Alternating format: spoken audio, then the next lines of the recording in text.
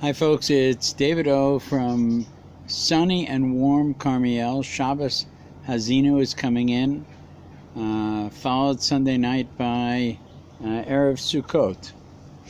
Hazinu. Hazinu is a poem dictated by God to Moshe Rabbeinu. Moshe Rabbeinu sang it to the people of Israel.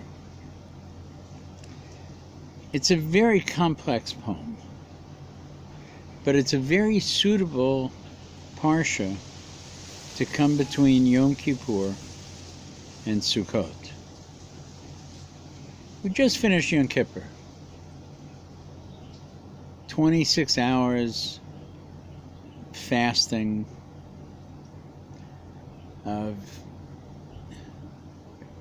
pounding our chests, al chet, our regret, of tshuva, of begging that this year we will be sealed in the book of life for a good year, for the sake of many things. Maybe most importantly, for the sake of living a life worth being lived. And now we find ourselves right in the middle on Shabbos Hazinu, between the end of Yom Kippur, which is called the happiest day of the year for us, in spite of the fasting and the restrictions that come with it, because the outcome is an outcome from Avinu Malkeinu, our Father, our King, that will be not just a just reward, but more than that, a merciful ruling for the firstborn of God Himself.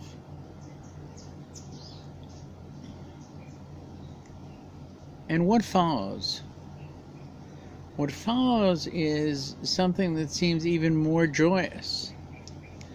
It's a celebration of the ingathering of the crops, the end of the agricultural cycle. The celebration in an agricultural country, which is what Israel was before high tech, a celebration of the blessings that the farmer has received. You know, everywhere in the world, farmers tend to be more religious than the rest of their countrymen. They live with the at the hands of nature, so to speak, or as they understand it more correctly, God Himself.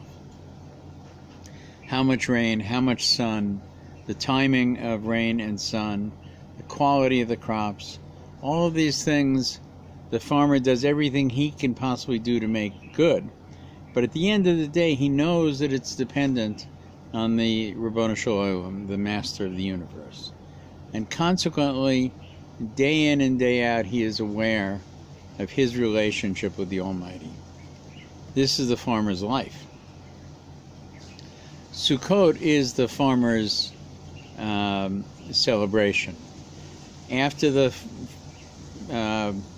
first plantings during the rainy season, the beginning of the harvest in springtime, Pesach, the cutting of the first fruits, etc., for Shavuot, and then the fruit and grain, especially, being left out in the fields during the sunny, dry season to dry and be stored for the ingathering and for the rest of the year.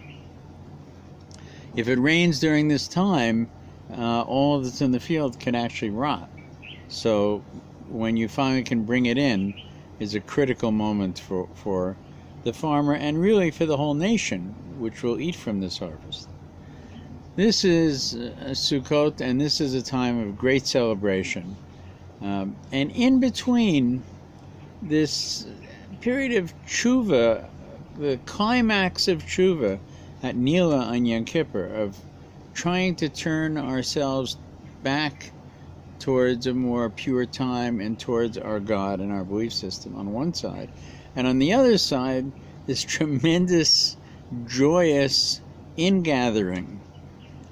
So much so that the rabbis wrote a great deal about this. about the love of God and Israel as seen through Sukkot. But I want to save that for the next year. Hopefully it'll be before Sunday evening. I have to tell you,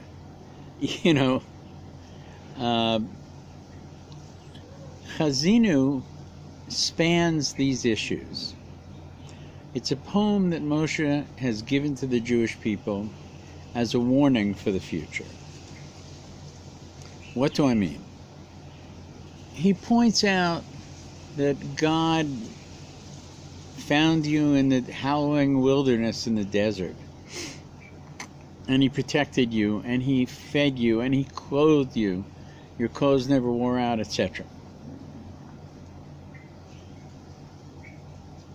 And His miracles were before you every day, constantly. Your enemies He struck down.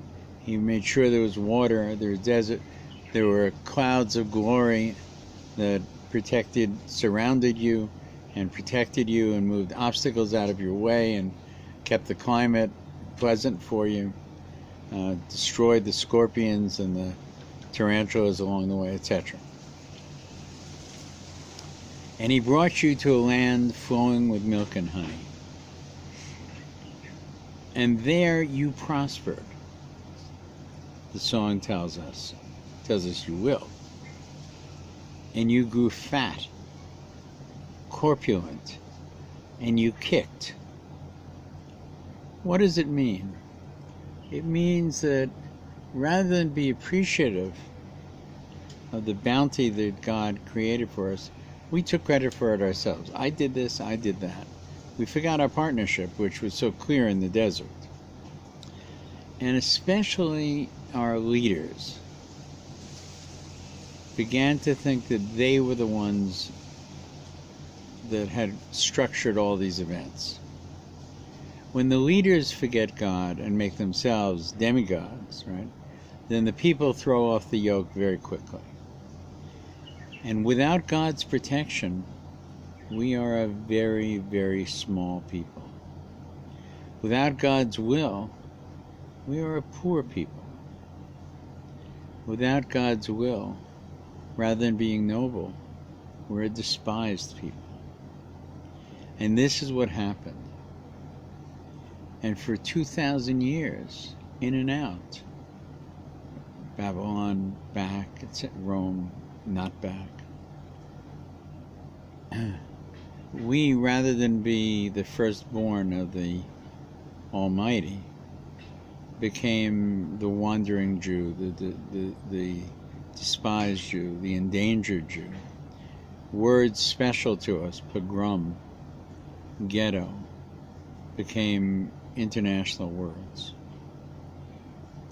And then miraculously, this has changed.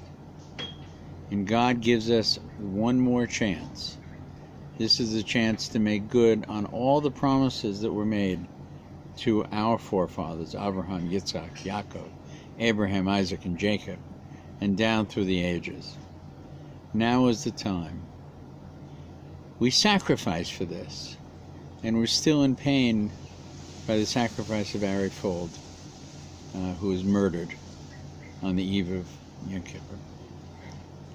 But we sacrifice for something worthy of sacrifice, for sovereignty, for control of our own lives in our own land.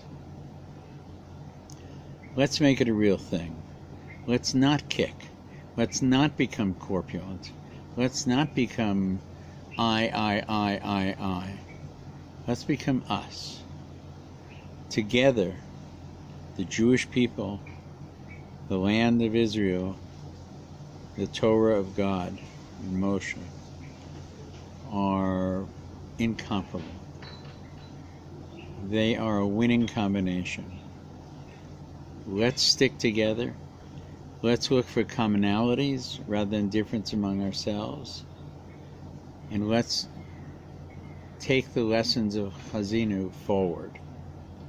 Have a great Shabbos, and I will be in touch with you, God willing, before Sukkot.